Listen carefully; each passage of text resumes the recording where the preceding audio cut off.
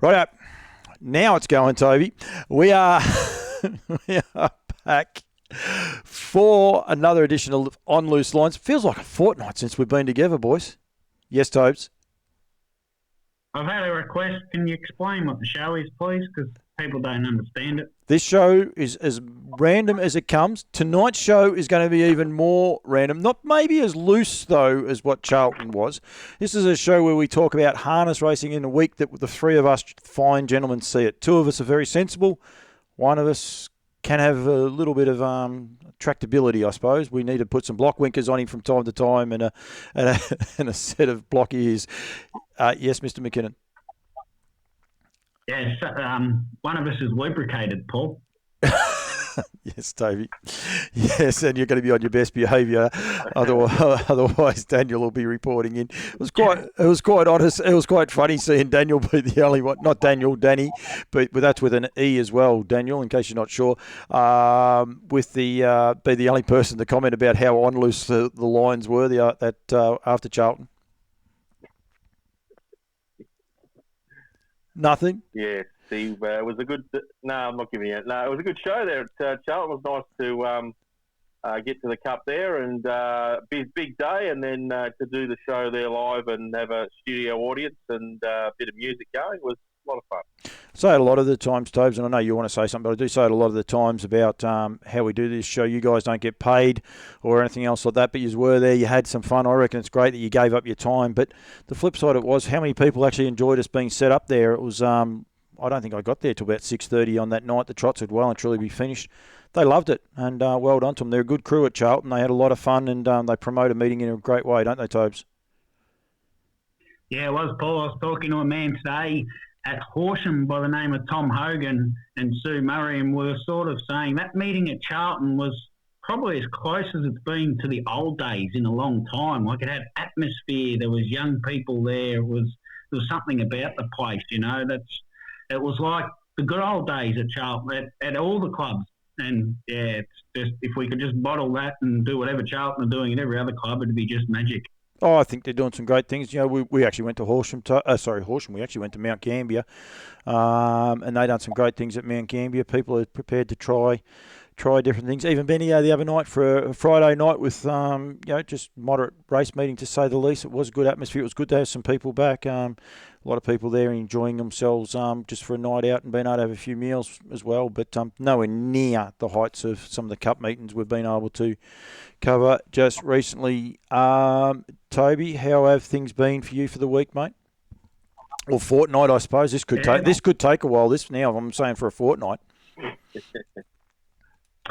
Pretty good, Paul. Just mixing the three little gigs I have, building some fences and doing some judging and, of course, the SEN track work. And you did reference Mount Gambier there. We did have a great night at Mount Gambier, and Lockie Cook, who I saw today at Horsham, hit a great night at Mount Gambier last night. So if you catch up to Lockie Cook or bump into him, just ask about his night at Mount Gambier last night. Fill us in. What, did he drive a winner or two, or...? No, not at the trots he didn't, Paul. Very, very good. I think we can leave that one there. How come do I have to explain what this show's about, and then you'll come out with something like that? I mean, I've got no hope. Zach Pearson's horse at Salted Figure had a good win, and the boys celebrated with a few bevies afterwards, I believe. Good on them. That's not a worry there at all. I saw Richard. I can't think of Richard's last name today at a couple of yearling parades. I did the sponsor, Toby, of Mount Gambier Cup. Owns a horse. Matthews. Richard Matthews, thank you very much. I seen him today. And he loves going to Mount Gambier. He didn't go last night, but he said it was he does love getting there when he can. So, yeah, he had a good day out today. Daniel, plenty of greyhound calling, a little bit of cricket calling for you for the last week or two, and doing a bit of scribing 2 weeks ago for Mr. Toby McKinnon. Yes, we did. It was a big week, big day there at Charlton, and thankfully Tobes had a good computer system in play with the punters club. Did it have a spreadsheet? It would have been. He had a spreadsheet that actually worked. Believe it or not, it actually worked. So it was good. And that all went nicely. been calling quite a few greyhound meetings and had the opportunity to call some cricket yesterday, the Hazeman Shield A grade final. Thank you, Toby. In Shepparton. Good. Look, I've shared it on my Twitter, the links on my Twitter feed, and it's a crazy game of cricket. All I'll say is that it came down to 1 wicket and 1 run, and it was a quite remarkable afternoon yesterday in Shepparton. Toby, And then called some dogs at Bendigo today, so it's been very, very busy. Toby, what was that all about? Pumping up the tyres, Paul. Oh, pumping up the tyres. I was like, I don't know where he's going with this. I don't know. Yeah. Anyway, that's okay. That's Toby McKinnon for you. Rightio. We have got 5 cups. Yes, Tobes. My teachers at school said I had poor attention span, Paul. I got to get 2 computers so I can mute your side. 3 computers. I got to be able to mute your side. Let Daniel be able to keep talking. I tell you. Do you know? I think your teachers suffered from that Nostradamus theory. I think they were right. They were ahead of the curve, Tobes. I don't think they realised how bad. How do you reckon your teachers would go if they're watching you on Loose Lines right now, mate? Some of them would be very proud, Paul, that I've come this far. Right. The dizzying height of Campbell's comments on Loose Lines, Paul. They would be just amazed. Daniel, I'm going to pump his tyres up and it's going to scare me, but I know Cambrai really enjoys. He actually can't believe it's the same person that does this show, but he does enjoy SEN and he is super excited that SEN is coming to New Zealand. He was hoping he might have got Wednesdays with Wombat, but I had to allude to that he won't be. But anyway, he tunes in, gets a podcast every week. So, yes, Tobes? Krug won the Great Northern Derby, Paul. Did you know that? And I had 2 challenges today from 2 drivers. I had to mention some certain words, and I've just ticked one off. Krug? Great Northern. Oh. How much do we get for the 2 lots of words? Or is it just a challenge?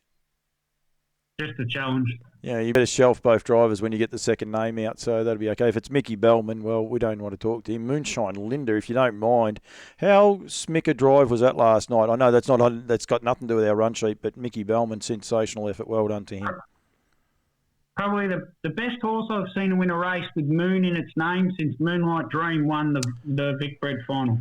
Tobes, I'm not sure. You actually can't. I'll have to put it back for you. But that there is Lucinda Mack just for you, mate. Just a picture of her on the back wall. We did have Son of a Trump's one up there, but Holly decided we need to put Lucinda up purely for you, mate. So there's no hassles there. Yes, I can see the photo over your shoulder. Yes, mate. I did see Grant Manning today too. He was been driving very well lately. Young Grant Manning. So for those at home, Paul's got a photo of what he's wore that says on it, because it was at Quinella, it says Karen and Grant Manning, which I think's hilarious. And Grant's not going to quite live that down. Although he's had a fair bit to deal with being your brother. But that is actually very true. Anyone that wants to get a little bite out of me sister-in-law, I'll tell you, this show is random. It's meant to be talking about cups at some stage. Ask her if she's been suspended again. Apparently, if you ask her if she's been suspended, she's okay with that. But if you mention the again word, whew, I didn't say it today. I didn't know that. So, but yep, you can. You got to be brave, Tobes. Every now and then, be brave. Have a shave. Yeah, I can see it. Rightio. Echuca Cup seems like a long time ago. It was actually 16 days ago actually on the Friday night. Great coverage on Trot's Vision and the likes. Daniel, you're going to do both these races, but there were some very competitive cup fields on the night. There was some competitive racing, full stop, on the night. It was a good night of racing, wasn't it? It was a great night of racing. The two features both resulted in track records, and that just goes to show how quick the track was there on the night. The Pacing Cup, I assume we're doing the Pacing Cup first. You're running the show, mate. That's what I'm going with. Yep, right. If you're running it, you do it. I didn't know if you had that in the queue or not, but the Pacing Cup was a great race. It was they were wet flat out basically the whole way, and when you say flat out around Echuca, that's saying something. They went 1:57 to break the track record over the long trip, and that's just in days gone by you'd be struggling to break 2 minutes around Echuca, but it's just a beautiful velodrome sort of track now with the camber on the turns and everything. And they just went hell for leather the whole way. Malcolm said that it was a good drive by Josh to get the prize. He saved every inch of ground and got up on the sprint lane just to get past Like a Wildfire, who was as tough as they come, and Sicario, who was as brave as well, led up and almost pulled it off. But Malcolm's Rhythm got up on the inside to nail the prize. Deserved the win. He'd been his run in the Charlton Cup was on figure form looked bad, but it was just he basically had no hope. He couldn't possibly have won the race from where he was. It was a complete forgive run. He got the right favours there at the Echuca and was able to capitalise and get the win. But Like a Wildfire and Sicario both and bottlers, and Zadaka was a cracking run again as well. It was only beat 6 metres in the end. So those four were the clear, probably the clear ones in the cup. But it was a cracking race, and well done to the club on the run on the night there with the Payson Cup. Toby, he's done it again. I'll come to you, Topes, but he's done it again. Almost timed it to perfection. Talk about pressure on you, mate. I tell you, he's just about hit it at the right time. He's done a good job with the videos. Little in-joke that we're going. Yes, Topes? Well, it's not an in-joke. He can't see the videos, and he times it to perfection. I don't know how he does it. He doesn't even know how long I'm doing them for. That's the best part about it. In 1992, its Motor Power won the Echuca Cup from a stand start over the 2600, in 2 minutes, 0.7. Wow. Wow. Just absorb that for a second. How good did it go that night? Yeah. It's the times are funny. Speaking of that horse, I actually just watched there was the YouTube clip of him winning the Horsham Cup, the last Horsham Cup back in 1992. He was off 35 metres that night. I actually just watched that replay not long ago, and it was he was number 14, so there was 14 horses in the race, and he got around from a 35 metre handicap and won the race by about 8 or 10 metres. So he was a cracking horse. When you said the last just then, Daniel, you mean the last on the old track? The last on the old track where the greyhounds are, 1992. It is incredible. That greyhound track might be one of the biggest greyhound tracks going around, and I think it is, but it fits inside that track. That's how tight that track used to be. That's exactly right. It was incredible. You didn't, if you had more than one drive there on the night and you didn't end up in the steward's room, you were in all sorts of trouble because you weren't trying. It was so tight, you were hitting wheels and everything. It was a ripper. The Trotters Cup, which is called the J.A. What's Crystal Bucket, Tobes? Connolly Crystal Bucket. Thank you very much. The J.A. Connolly Crystal Bucket. And Daniel, back to you, mate. This was a controversial, I guess, finish to this race with a protest being thrown in against the winner Stress Factor by Alex Ashwood on Down Under Barkers. It was to do with going inside the pegs. There's been a few of these issues over the last little while. We've noticed. We obviously had the one at Ballarat with Magic Cool, and there was I actually noticed there was one at Bendigo there on Friday night with a bit of an issue with the last peg on the sprint lane. So it's becoming a little bit of a technical thing that has crept in it lately. I don't know what the solution is. I don't know whether there needs to be a protest upheld or something for it to be fixed. I'm not sure what the answer is, but regardless of that, Stress Factor was able to win the Trotters, the Crystal Bucket there at Echuca. Held off Down Under Barkers, another track record 2.5. It was a good race. Daiquiri wasn't far away, but Stress Factor's been going really well and deserved that victory. Good drive there by Darryl Douglas to get the win. I'm not sure if that's one of Darryl's first sort of features since he's sort of been back driving. It'd be close to, it's a decent race that he's won there, but it was a good effort by Stress Factor and a good effort by Darryl to get the win. Very well, maybe, actually. I don't know that he has won another. I'm not sure, but anyway, it doesn't matter. Winning any cup race, whether you're coming back or you've been back, doesn't make one bit of difference. It's well done, I think. So, yes. Yes, Tobes?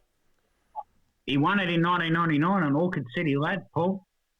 Orchid City Lad. Now, there's one from left field. Can I ask why you know that? From downtown. I just know random facts, Paul. I'm just going to keep throwing them out all night. Stress Factor was the fastest winner of the Echuca Cup ever. Trotters Cup. So there's a track record. Not surprised when it breaks a track record. Yeah.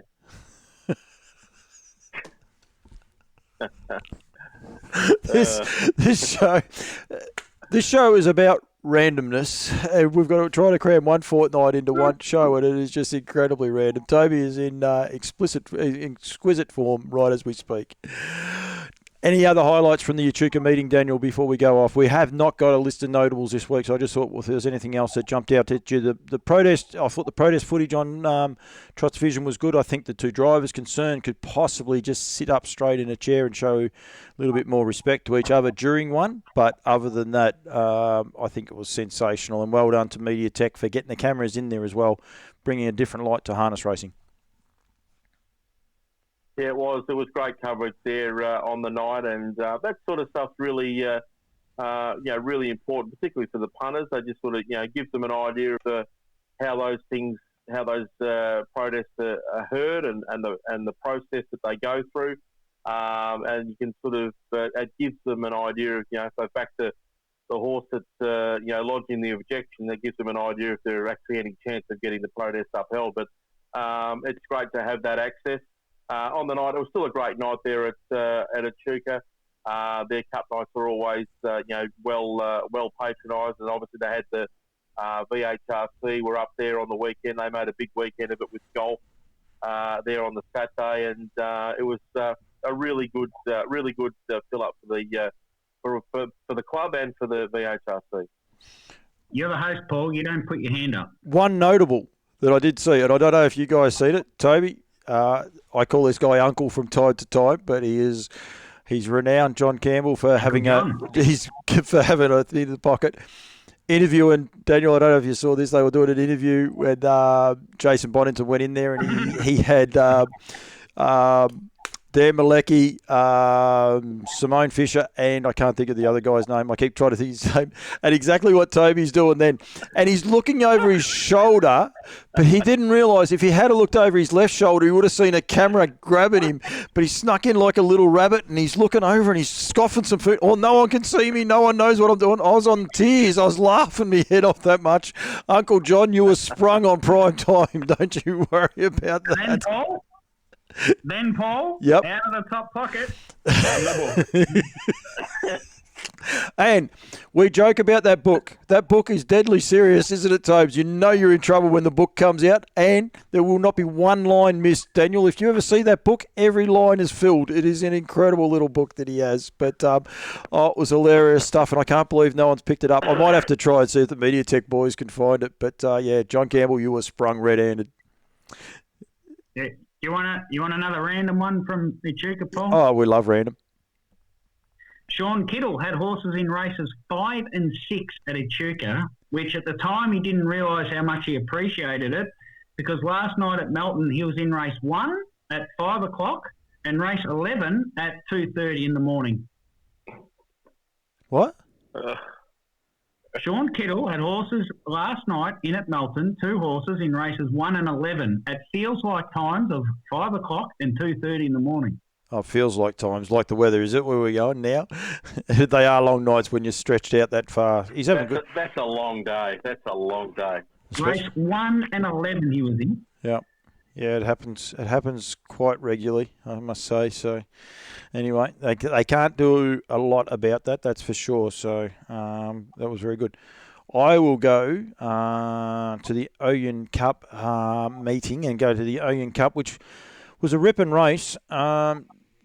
Young Ryan Sanderson done a great job, I think, winning. I'm just trying to. Ranger Bob was the name of the horse. I almost forgot the horse's name. That's what I was trying to kill a little bit of time for. Blaster Ranger, sorry, not Ranger Bob. Blaster Ranger did a great job. Held us some pretty fiery challenges when you've got Alex Ashwood and Glenn Douglas breathing down your neck before basically the first half was even run, sort of trying to intimidate him. He did a good job because he held his nerve and then was able to hold on in the race and did a really strong job. He's driving terrific. Their horses are going terrific. His father, Shane, they had a double on the day, and well done to them. They've recently moved to Charlton. We say about Charlton. We say about the straight track at Charlton as well, which I think is key to a lot of these horses improving. And Toby, I saw a post put on social media the other day by Ryan's sister, I think it was, where they were riding horses down the straight track as well. They're not just using the straight track as a tool for training them in, they're riding them down them, so well done. Held off Neil McCallum, and the stablemate Daikiri flashed home, did a great job. The claimer won the claimer at Charlton and did a great job there for third. So, yes, Toby, you've got 5 things to say in 3 minutes. Is that what you're trying to tell me? No, he ran third and fifth as well. So he had 3 of the top 5, Shane Sanderson. Yeah, and the other horse, actually, Laura McCreek, did a good job because he did a fair bit of work while the speed was still on. So did a good job. They had a double, as we said earlier in the day. I'm just trying to find the other horse. There it is there, Smoke and Shazza as well. They've got a few horses, but they're not training 20, that's for sure. And it's a good start to their Victorian campaign. So, yeah. Are they training 20, Toby? I don't know. I don't know. Oh, you just said that. I didn't think. No, I don't think they are. You just can't throw out random things like that, Paul. No, well, they're not training 20. But then when I said it, the look on your face was like, well, maybe they are. Yes, Daniel. I was just going to say, Smoke and Shazza, it obviously won there on the day. At Charlton the week before, my old man was taking photos for the local paper, and he was having a chat to Shane after they'd won with Daikiri, and he said that Smoke and Shazza at Charlton was one of his better chances of the day. It actually didn't run all that well, but obviously he knew that it wasn't going all that badly because it backed up a week later and got the cash. So even though they haven't been in the new stables all that long, they're starting to obviously get a feel for it, and the winners are starting to flow. I think Daikiri was nearly the run of the race when you look at it. Like, I know there were stronger runs and the likes, but pulled his head off, especially coming up the lap to go. I thought he was nearly going to choke down. And when he was able to get out into the clear, which was only with 200 to go, his last 100 was really, really good. There was some sort of notables on the day. Michelle Phillips got a double with Frank Marcia. I'm just trying to find the 2 horses. It doesn't matter. They had a double. Ryan Sanderson, as I said, had a double, as well as his father did there. And it was good to get some, I suppose, different people. Got to meet a gentleman called Michael Francis. Looking forward to the Mildura Cup Carnival. They tell me he's the on-course farrier, does a great job. It was a good interview. He's very articulate with the rest of his horses, was very accurate in what he said, and I think it's great to get to be able to see these different faces in that footage. It was really, really good to catch up with a lot of the people there on and off the track. Pud McDonald and Ian Campbell, they were keeping me entertained in between the quieter parts of the night. But it was a really good day there at Oyun, I must say. And the boys have got nothing for me, so that's very, very good. Something for you to aspire to, Paul, anyway. What's that? Michael Francis, articulate, educated. Articulate. Oh, I just think he done a great job. It's a name that we don't hear of, Tobes. We like picking up the young people. He said everything right. I love how you take the Mickey. Disagree. I like how you take the Mickey out of me. I'm just having a deep shot at you. I know that. And Neil McCallum came up with winner number 1499 on the day. He's going for 1,500 winners. I think he had 3 seconds on the day. He was a bit frustrated, but I don't think he'd be as frustrated as what he is now because he still hasn't got that last winner. But it's a good achievement. We'll keep on Pecker watch for a while. So I think he's doing a very, very good job. What did I say?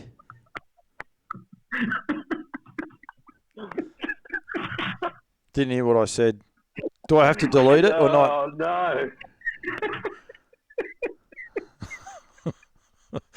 I got no idea. Do I delete this or do I keep it in?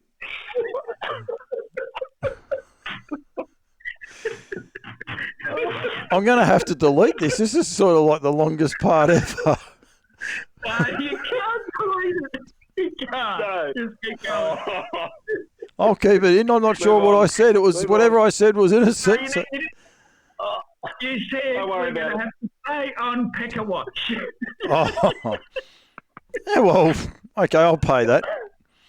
That's fine. That was exactly what I meant. So it was all good. Oh. So, what is this show about? I said it's about very randomness and all the rest. Oh, How we going, boys? We right to keep going or not? Tobes is in all sorts of trouble. He's got backup help there, and he's not helping him one bit. yeah, it's not helping at all. Oh, Would you like me to throw to an ad break, right, Tobes? moving on. No, let's get to Horsham. We don't have an ad break, though, so I'm glad you said that. So, which one would you like to start with first, Tobes? Oh, I don't know. I suppose the Trotters Cup was first, so we'll start with the Trotters, Paul. Rightio, we'll start with them. They've got a lap to go. See how you go. Yeah, no chance. Monaro, well, it was quite funny. I said to Andy Gath, no, I won't say it actually. He was happy to have Johnny Cowder on board. Globe Trekker was scratched this morning, vet's advice, so it was a bit disappointing for it to come out of the race. And Johnny Cowder, with really a peach of the drive, he got round to the front, ran the middle half in 67, which is just dead set walking for this class of horse. And then he dashed home in 29.4 and 27.6. And, you know, when they go that speed, just about nothing ever makes ground. Leaders back to Penny Drops has run second. Well Defined does make a little bit of ground late in the third quarter where they were still not going really fast. It's run okay to run third. Pat Malone did a great job really to run fourth and beat Home Travel Bug. Nice win for Monaro Maro on the super short backup from last night when it ran third in the Carlotta's Pride Free-for-All. Paul, the mare's $30,000 race, named after the 1956 and 1958 VL Dillard Cup winner. Carlotta's Pride. Tobes, you're about 50 metres out, mate. You didn't do bad, though. Well, that's about as close as I get, Paul, being 50 metres out, trust me. And I'll tell you what, 50 out, I would have just sunk it and just absolutely drilled it to about 20 from the goals. Pacing Cup, Tobes. Are we going to go with the Pacing Cup now? Yeah, Pacing Cup was sort of as everyone expected it to be, really. Mac Andrew Gate 2. And I know these preferential barrier draw NRs, it sort of makes it pretty hard because there's such an even group of horses at this top level. Everything over about 90 or 85, they're all good enough with the right barrier draw to win. And that's how it played out. Mac Dan led. Somewhere Secret Saturn is outside. They ran a very slow lead rate, Paul. And if you're interested in some lead rate stuff, just head to Twitter and have a look. They ran a lead rate of 30.7, which is very slow. First quarter, 30.8. Second quarter, 31.7. It was very similar to the Trotters Cup in many regards. Mac Dan had it too easy in front. Dashed home in 29.1 and 26.3. Doesn't matter how good you are. You don't come from back in the field in a 26.3 quarter. And Emma and Clayton produced the first 5 finishes. There wasn't a bad run in the race. You can follow pretty much anything going forward. Rock and Roll Eyes even ran last. He'll go into a Mildura Cup and he won't be out of place in that sort of race. So, yeah, she was, maybe I think these races, when they're over $50,000, they should just be random barrier draw, really. I'm not sure they should be drawn on NR because horses can just sort of pick them out and it makes it too simple a race, I suppose. You could argue that if a 120 rated draws barrier 2, it's just going to go straight to the front and dominate as well. So maybe I've just talked myself out of that. But anyway, maybe they could race them pretty quiet race. Maybe they could race them as a stand. Just saying. Just put it out there. Hang on. Oh, Jesus Christ. Hang on. Look, just mention it, Adam. Right? I'll talk it afterwards. You're a clown. Put him on mute, will you? He's a clown. It was just an idea. So anyway, rest of the day, Tobes. Any notables from Horsham today? I haven't had a chance to have a look. So. Oh, look, Jason Lee, Paul. Yep. Today was like a bag of burger rings for Jason. He just kept plucking them out all day. He just pull out another one and get another one. Ash Park won the first for him for Stephen Fennell. Great man, Stephen Fennell from the Mount. Key Ankara then won for his mum in race 2. Tim McLean chimed in with race 3, Batman Barry, a horse that means a hell of a lot to Marg Lee and Jason Lee. It was a horse Tony Chisholm bred.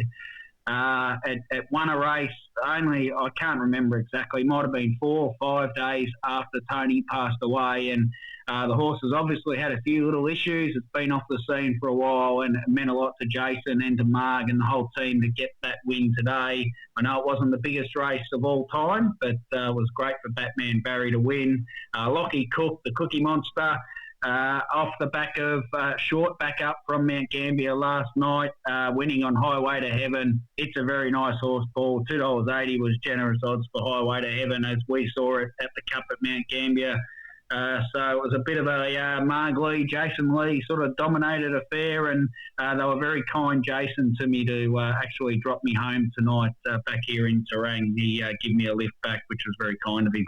Absolutely. They're a good family. They're a great family, and they have those sentimental ones, like you said, Batman, Barry. They're very sentimental family. For a family that wins as many races as what they do and are as dominant as what they are, especially around that area there, they love those little things, and that's great. That's what I love about harness racing people. I think the little things mean more to them sometimes than the big ones going on.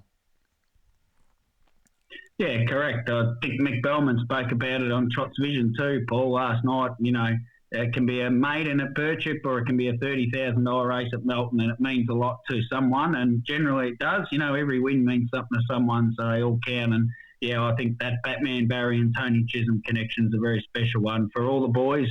Jason, Paddy, Glenn Craven, Matty Horsnell, you know, everyone that was associated with Tony. Very important to keep that memory going with these horses. Here's one of my frustrations, that people don't enjoy a win sometimes. I think every win you should enjoy. You're out there racing fellow competitors, and you should be tickled pink when you beat home 8 or 9 or 10 or 5, however many other opposition there are, because everyone's out there trying to win it. So I think it's an achievement when you do win a race, as Mickey B says, whether it's at Birchip, Wangaratta, Mangatang. Yes, Tobes, you can talk anytime you want. I'm just waiting. Robin Fern won a horse, Paul, with no responsibility in a 2-horse race, and he's got the photo on the wall, and he enjoyed that very much, even though there was only one other horse in the race. I think Blake Yarravella. Shin's got a better one. He won a race at Kyneton Gallops early on in his career, and he was the only horse. The reins opened up and everyone scratched, and ended up. It had to go around though, because there was no TABs and everything else like that, so it had to go around. What, Tobes? You said Blake Shin was the only horse, please.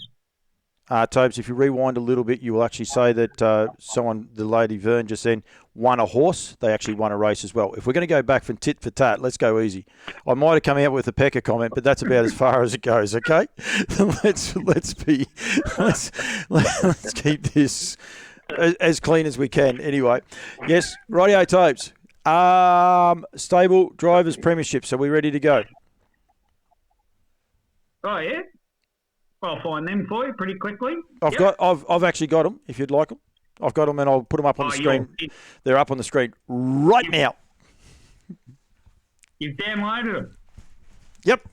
The state drivers premiership. Garrard's state drivers premierships.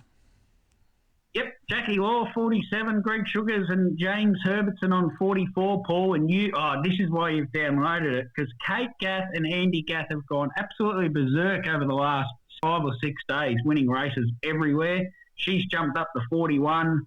Chris Alford, unfortunately, unable to drive on 39, and Mickey Bellman on 38. The 6 of them are still all a chance, Paul.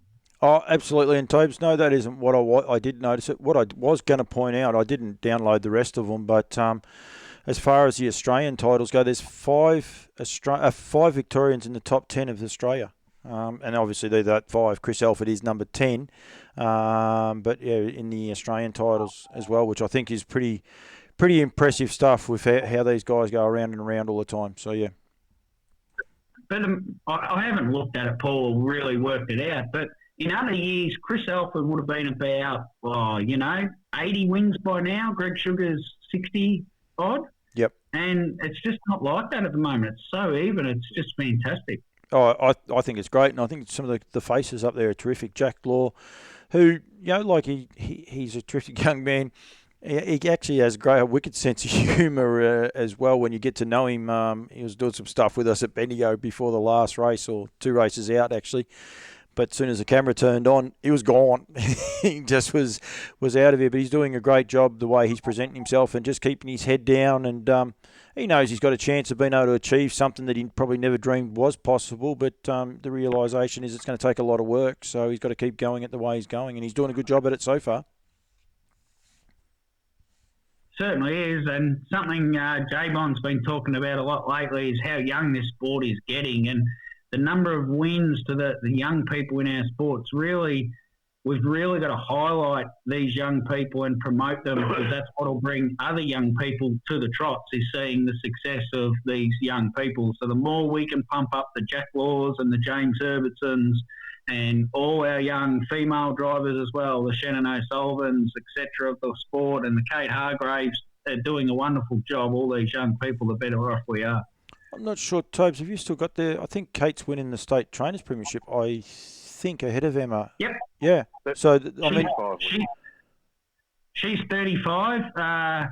Button Smith, 31. Andy Gath, 29. Emma Stewart, 26. Chris Sinocio, 23. And Julie Douglas, 22, Paul. So there's effectively 4 females in the top 6, and Jess Tubbs rounds it out at 12. So there's 5 female trainers in the top 10.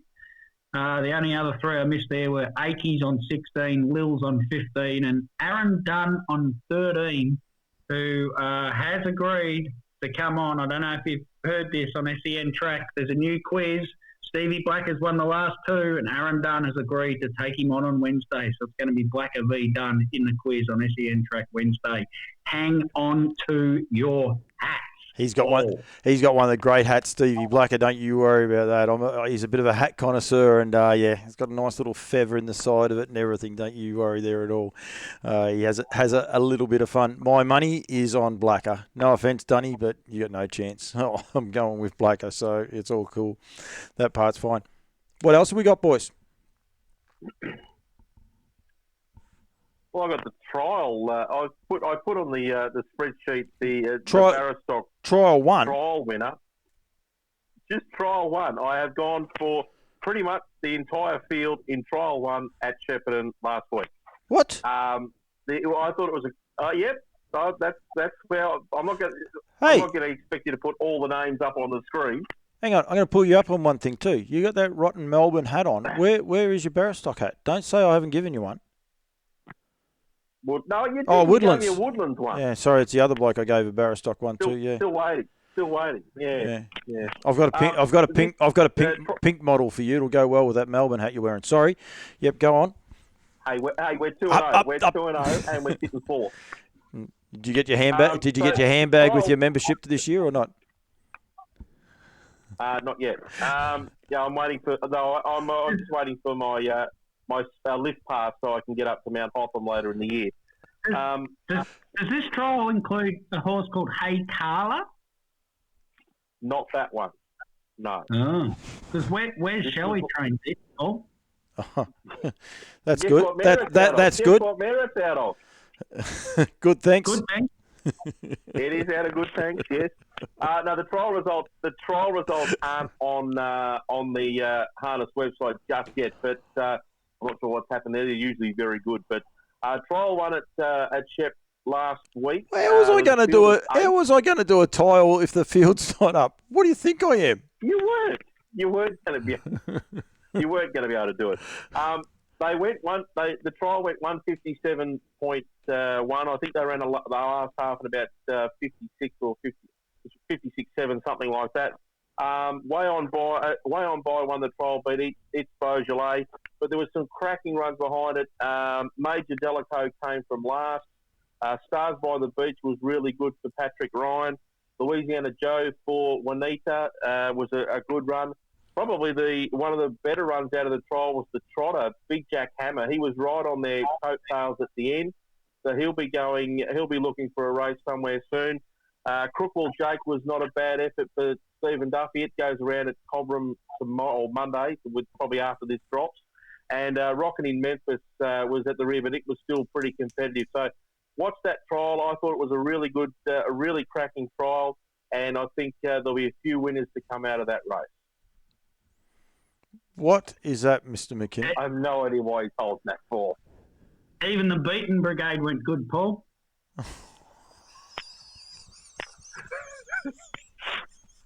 Good Lord. How do you have that sitting next to you? Really?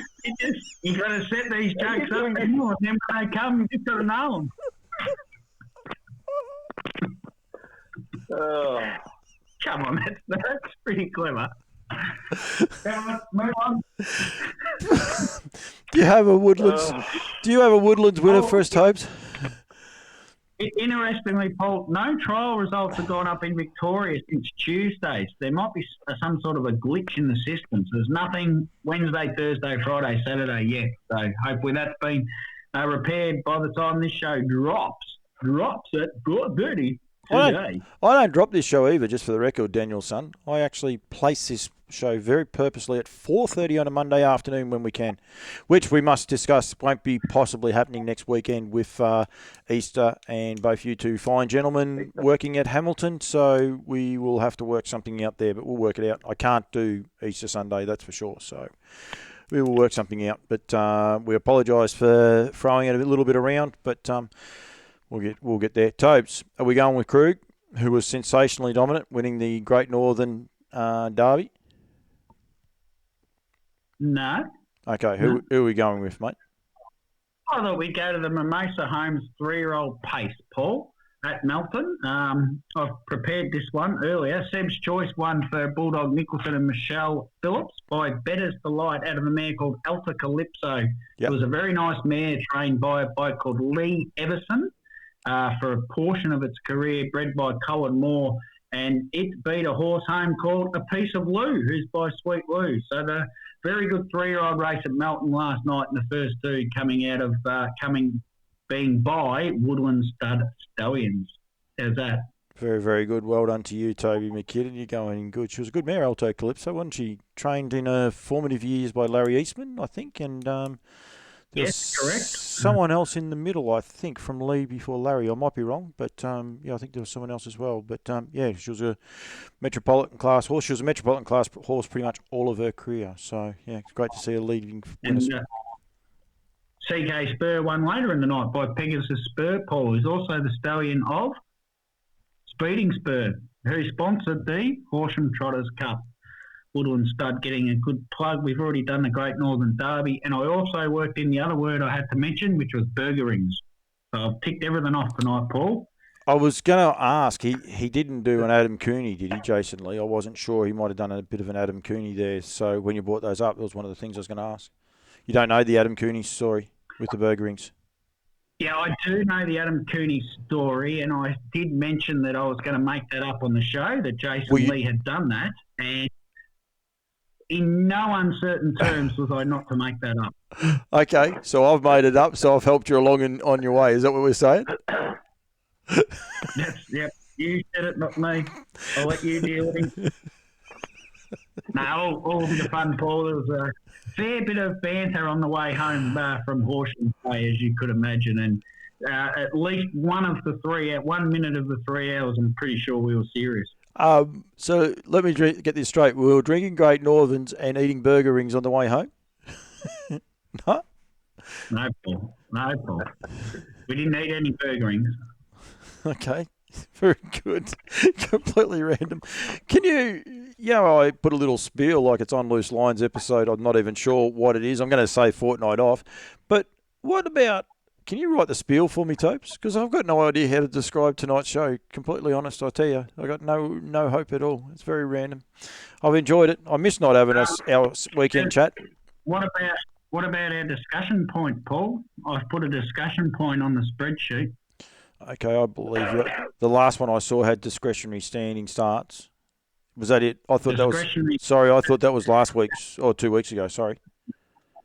Discretionary trotters handicaps. I think there's a real issue with the trotters free-for-alls. Like the Horsham Cup today only had 5 runners in the end after a scratching.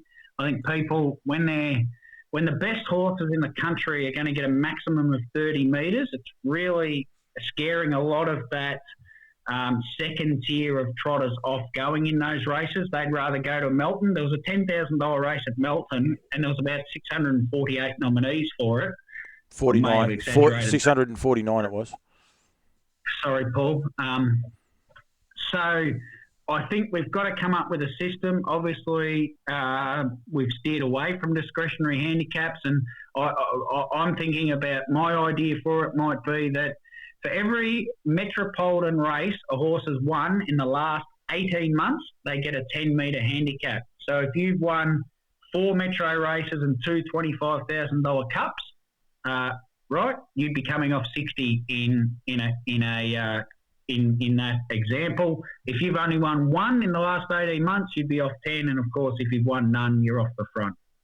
I don't know. I just think trying to find a way where we can get some better handicapping without going down the discretionary model, because I don't think we're keen. For some reason, the industry doesn't seem to want to do discretionary, and unfortunately, as soon as there's a discretionary handicap, everyone wants to bag what's ever happened, because evidently the horse that wins the race in the discretionary handicap wasn't handicapped enough, Paul.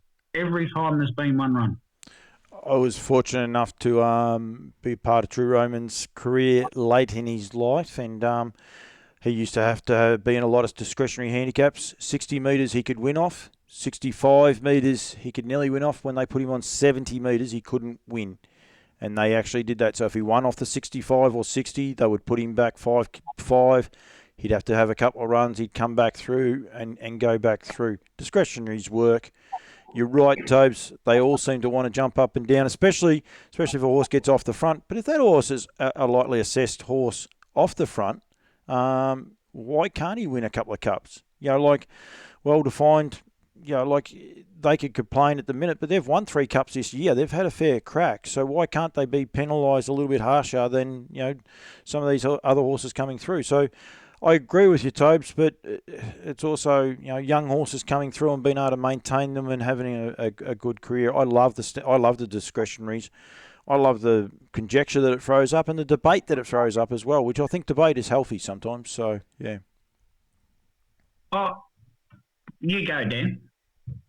I was just going to say, I think just the conditions of that race made it difficult for those that are on a lower rating to sort of consider racing in that going in that race. I mean, it was just obvious that the better ones were going to get such a good lift in the handicaps, even though they're at the top of the rankings. They were only going to get a maximum handicap, which just made it. If you were a 70 rater or a 75 rater, you looked at it and you think, well, I've got 45, 50 points separating me and the other horse, and yet I'm only getting 20 metres. I mean, it just tells you that it's just not going to work. I think the rating system for me, it's working really well for the lower class down the lower end of the scale. There's probably still some tweaking to do down the bottom end, but as far as the handicapping goes for the trotters at the higher end of the scale, I think there needs to be a bit of a rethink with that. I think Toby's right. Doing the handicaps based on the national rating just doesn't seem to. The conditions just don't sort of suit it. There needs to be that discretionary factor where you can, look at a horse's form, and that's how for me, a discretionary handicap should be based on its form. And it might be going back through its last 10 runs. It might have won a lot of races over its career, but if it hasn't won a race in 18 months or something like that, it's it'd be pretty foolish to put it off the back mark. So that, just have that discretionary power to handicap the field, and instead of using the rating points, because at that top end, I just don't think it is going to produce a product that's going to be good enough to wager on, and you're going to continue to get 5-6 horse fields, which is certainly something we don't want. So remember, Paul, we did Thursday for trots at Yarra Valley on Cup Day. Yeah. Right? The Trotters Cup that day was a discretionary handicap. 2 horses galloped in the race, so they're counted out. The other 7 finished within 12 metres. Magical beat Father Christmas, Tornado Valley, Save Our Pennies, Aleppo Murphy, Mary Law, and Our 2010. There's a big range of horses there, and they all finished within 10 metres. Tornado Valley started off 50 metres and ran third. It was a terrific run, but it went around a $2.80 favourite. So Magical was coming up through the ranks at that stage. He's won a lot of races since. He came off 10 metres. Father Christmas started off 10 metres. Save Our Pennies 20. Aleppo Murphy and our 2010 were off the front, and Mary Law off 10. Like, that's one example of a discretionary handicap. To get those 7 horses with such a wide range of ability finish within 10 metres, that's what it's all about. Absolutely. Totally agree. I totally agree with you. I think we all agree that it's something that they could definitely pursue and try and do. Maybe it's a bit of manpower. Maybe they don't have enough manpower at HRV to be able to sit down and try and work out a proper formula too. And that's not, I'm not having a crack at anyone. That might be one of the reasons why they don't like doing it, because it does take a little bit of time. I got no doubt about that. The biggest problem with it would be right at the minute, if they said, right, let's have a discretionary, they don't have a benchmark as where to start and where to finish. So I've got no doubt they'll probably get a couple wrong, because feeling for where they should be, Tobes. Like, it's all right to say that well-defined should be off 40 metres, but when you put him off 40 metres, it might be that little bit too far, and you've got to jig them in. But you give the handicappers, 6 or 7 races, and I'm sure they won't be far off the mark after that. It being able to set that mark and know where it goes from. Because discretionary is up to the handicapper's discretion as to where they put them. So I think there's possibly, the teething process too that they have to go through. Yes, mate. Daniel? I was going to say, the thing with the discretionary handicaps, if you're the trainer or the owner of the horse, it's quite simple. If you don't like the handicap, don't run them. Yeah. I mean, that's the whole thing. It's if you think your horse has been dudded by the handicappers, it's not the handicappers' fault. They're just doing what they're assessing the horse based on its form. But if you're the connections of the horse and you don't like the handicap, well, don't run it. No, totally agree. How would you like having a horse getting 50 metres in a cup pole? Would you like to train that horse and own it? Yeah, I would. Because I tell you what, there's a reason it got the 50. Correct. used to were nodding as soon as I was saying it. So yeah, it's a badge of honour to get that 50. That's one of the things. Like, I think you say about Yarra Glen. I'm sure Andy Gaff said it was a fair handicap. It was. I think he did. I think he was going to scratch if he got 60. Was that right? Does that ring a bell to you, Tobes? I think he said Yeah. Andy's a terrible example, Paul, because wouldn't matter what they handicap these horses, he'd never complain. He swings and roundabouts. I might pick one up here and I might lose one there. Andy's not the right example because he just doesn't worry about those things. Yeah, no, I totally agree. And he didn't scratch on that day, but I think he said if he had got 60, he probably would have scratched him, but the 50 he thought was a fair mark on the day, and it proved out to be right. So, yeah, something like that. You're right. Yeah, that's just one of those things. All right, boys. Campbell's Comments has got heaps coming up with Nutrient for the next week. Sunday, I am doing a show with Troy Harley in the morning, and I have commitments in the afternoon, so we will possibly struggle to do a pre-record. We might be able to do one Monday night, but I'm not sure how we'll go after you boys being both at Hamilton. Long drive home for one of you and a longer drive home for the other. So, yes, Tobes? You come to us and we'll do it at Hamilton. Yeah, that's what I was thinking too. That's exactly what I was thinking. So, what are you licking your lips for, McKinnon? What was that all about? Just had a bit of burgering there, Paul. Just a little bit of burgering. How many times did you have to mention it? Just the once. Only the once. You've done all right. I can't believe he's going to put that on someone's finger. That's incredible. Well done, Jason Lee. What have you got up going on, Tobes? Sorry? This week we've got SEN track. Yeah, fencing tomorrow and Tuesday for the owner of a horse called Isolation that won at Shepparton last week, Paul. Wednesday, SEN track. Thursday, Maryborough. Friday is Good Friday. Saturday, Melton. And then next Monday, Hamilton and up to Mildura. And then up to Mildura as well, yeah. So very good. Danielson. Greyhounds, you're going to Maryborough. We know where you're going to Hamilton on the Monday after that. Or before that. Yeah, I got Greyhounds at Shep tonight, so Monday night. So confuse me, why don't you? And then and are calling. Have been able to pick up a couple of trot meetings for April, which is really good. So calling it Hamilton there on Easter Monday, and then really looking forward to calling it Maryborough on the following Monday, the 12th. That's pretty special for me. I've spent a lot of time there at Maryborough. Sort of dad's relatives, a lot of dad's brothers and sisters live there, and spent a lot of time at the track there, trialling over the years. So really looking forward to that one in a couple of weeks' time too. Very, very good. All right, boys. I reckon we'll wrap that as a show. We don't have a cup next weekend, do we? We can't have. There's no Hamilton Cup, is there, on Good Friday? On Easter Monday? No. So it's just going to be Warragul. On when's Warragul? Topes? Sunday. On Sunday. Easter Sunday. Easter Sunday Warragul Cup. Yeah. Right. Okay. I'll have to remember to try and watch that and tune in. Either that, I could leave it up to one of you two boys, and I'll sit back and just take all the glory. Might have to do that. So, and we'll have to keep an eye out and see if Neil McCallum actually happens to win a race. Gentlemen, well done to you too. We are on Pecker Watch. We are on Pecker. On Loose Lines is officially on Pecker Watch. What could go wrong with that? So, all right, boys. Thank you very much.